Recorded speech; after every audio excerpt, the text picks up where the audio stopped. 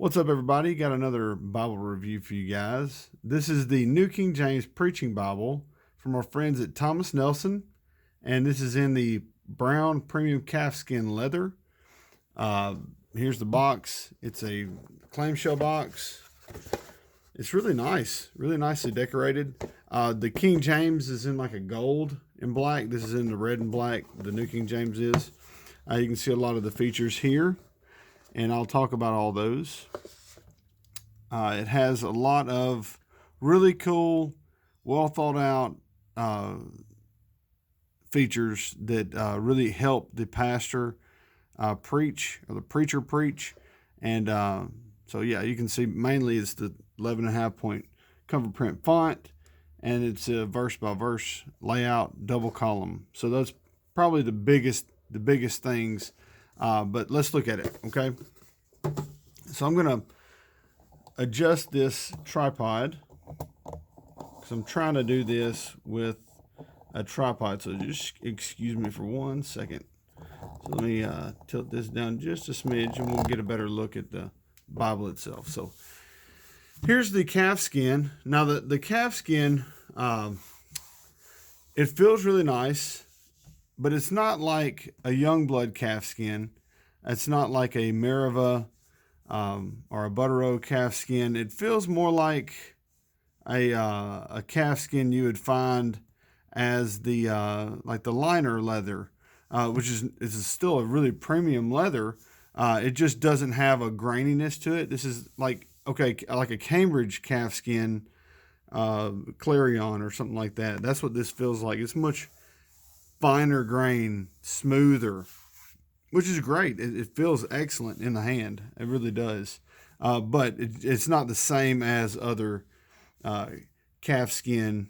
So calfskins are so different. It's just like any other leather. They're going to be different, but this is just a really smooth calfskin. So, all right, so the spine looks pretty ordinary, but this is a big Bible, okay? This is 9.5 inches tall, 6.5 inches wide, and almost 2 inches thick.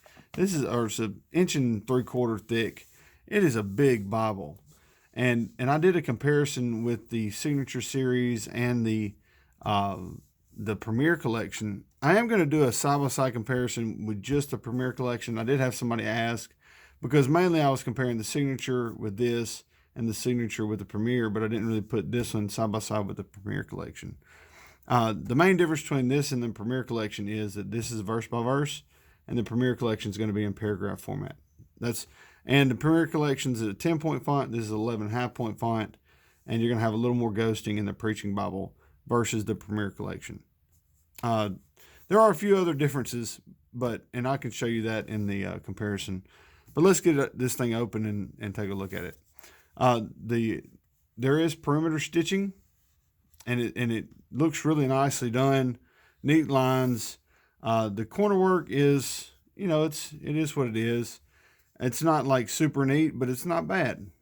There's not a ton of yap, so you can see where the page edges do kind of touch over the yap, and at times, if that gets turned, it could catch and cause some problems on the page edges. That's pretty common with a very low yap, minimal yap Bible with a fold over like this. So just be careful about that if you have this Bible and plan on reading from it a lot. So here's your presentation page. We have this end sheet that feels like it's fully glued completely to the top, where normally you'd have this split, but it adds some support, which I'm sure that's intentional from the publisher to add some support in the hand, because this the cover is pretty floppy, and this is a big Bible, so that makes sense. I understand that. You have a presentation page there, and then you have your first title page, and then you get to your main title page. Okay, and you can see the sewing there going through here. That's not uncommon to see that and have a little crinkle right there. It's not uncommon at all. Thomas Nelson, they did such a good job with this. I love the multicolor printing. You see the Holy Bible in blue, and then the rest of it's in black. It just looks good. Looks good. Here's our publication page. This is a 2018 printing, Chinese printing, but it's still really nicely done, and it's on this really nice paper. So you have the Preaching Bible, and it's the Comfort Print typeface, New King James typeface from 2K Denmark.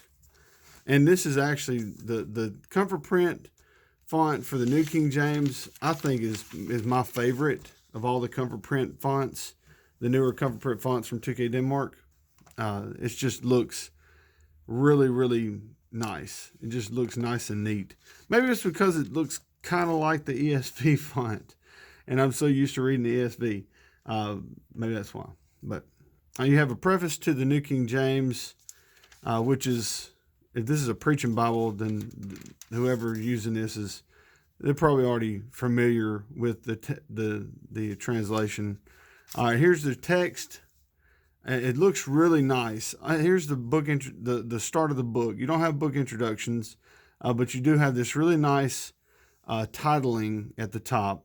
The first book of Moses, called Genesis. I mean, that you could have just said Genesis, but it looks really nice and attractive. And you have the different colors. You have the section headings in blue and the chapter numbers in blue. You also have the book markers at the top. This one doesn't, but you can see on the next pages it does, in blue with the chapter and verse where it ends. It's single column. I'm sorry. It's verse by verse, double column layout. And you can see there's so much space. It just has so much room around each verse, around each number. There's space around each number. It's easy to find. It's easy to locate, easy to read. There is just a smidge of ghosting, but it's line matched. So it's really minimized because you have such a large, it's almost a 12-point font it's good paper.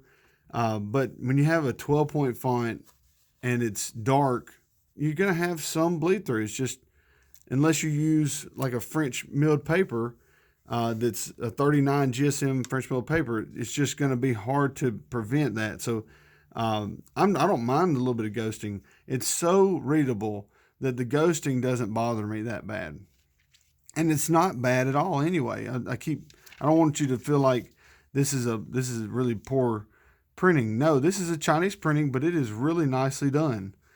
Your references at the bottom are nice and neat. You also have dual color printing. Down here you have the verse numbers for the references in blue and the reference verses in black.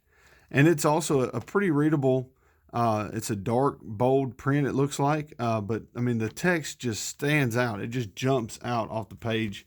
I mean, look at that. From even back here, it's so readable. It is, I mean, this is huge. It's big, verse by verse, double column. So when we did we did a Preaching Bible poll in Everything Bible's Facebook group, and I asked pastors and preachers, what do you prefer?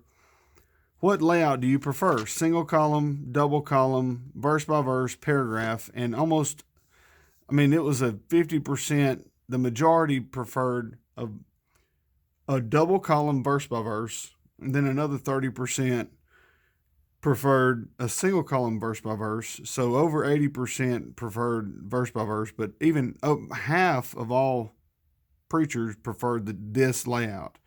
So I think Thomas Nelson they did a good job taking the information from groups like Everything Bibles and other Bible groups, and just, I mean, you talk to any pastor, and really, what do you find is beneficial when you're preaching? Well, maybe the text being really large, or when verse by verse, so I can find my verses easily.